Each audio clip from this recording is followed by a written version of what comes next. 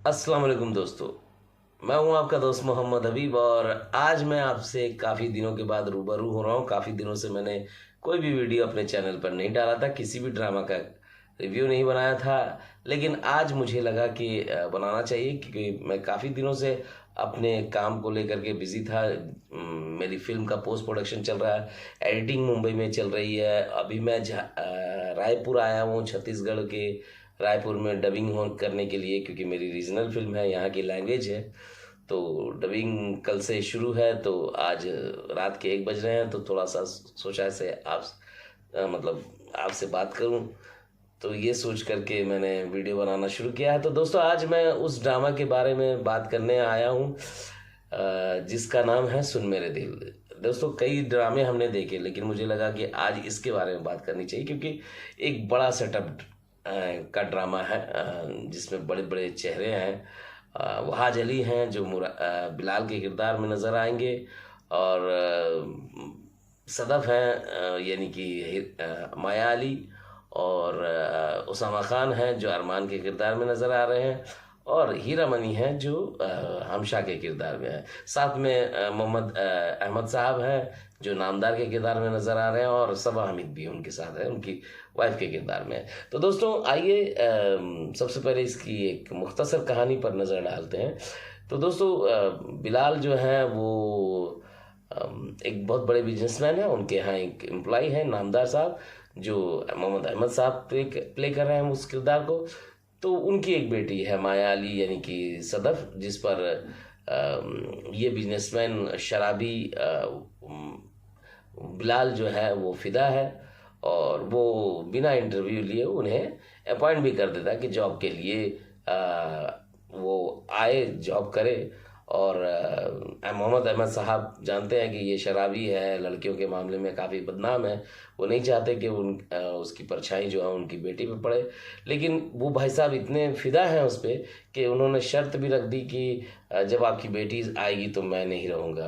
भाई, इतने मेहरबान आदमी जॉब दे रहे हैं, समझ में नहीं आ रहा।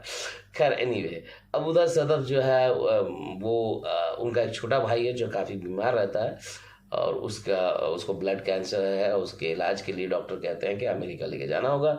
इसी बीच अहमद साहब का इंतकाल हो जाता है, और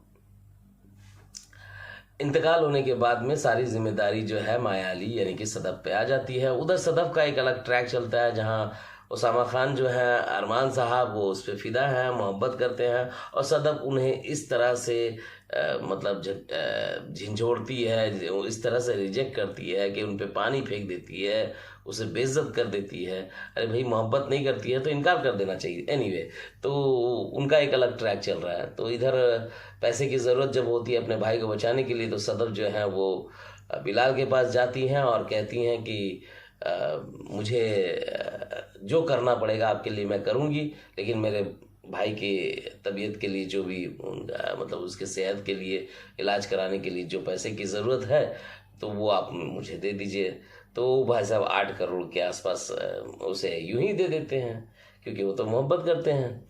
इधर सदफ जो है वो अपने भाई का इलाज कराती है। अभी फाइनली 17वां एपिसोड में अब वो वापस वहाँ यानी कि बिलाल साहब उनसे अपनी मोहब्बत का इजहार करते हैं, और यहाँ पे माया अली जो है यानी कि सदफ वो इनकार कर देती है। जो लड़की हमेशा से कुछ भी करने को तैयार थी, मतलब उस आदमी के लिए जब उससे पैसे लेने की बात थी, अब जब पैसे मिल गए तो यहाँ वो मुकर गई। एनीवे, तो कहानी बड़ा ही बेतुका सा है, और जिस तरह से कैरेक्टराइजेशन किए गए हैं वो बहुत ही बेकार तरीके से है। ऐसा नहीं लगता कि खलील साहब लिख रहे हैं, या तो फिर खलील साहब जो है लिखते हैं लेकिन ध्यान उनका कहीं और होता है।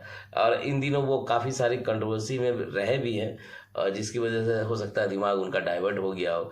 लेकिन कहीं से भी ये खलील साहब का ड्रामा नहीं लगता है, भले नाम उनका यूज़ हो रहा है।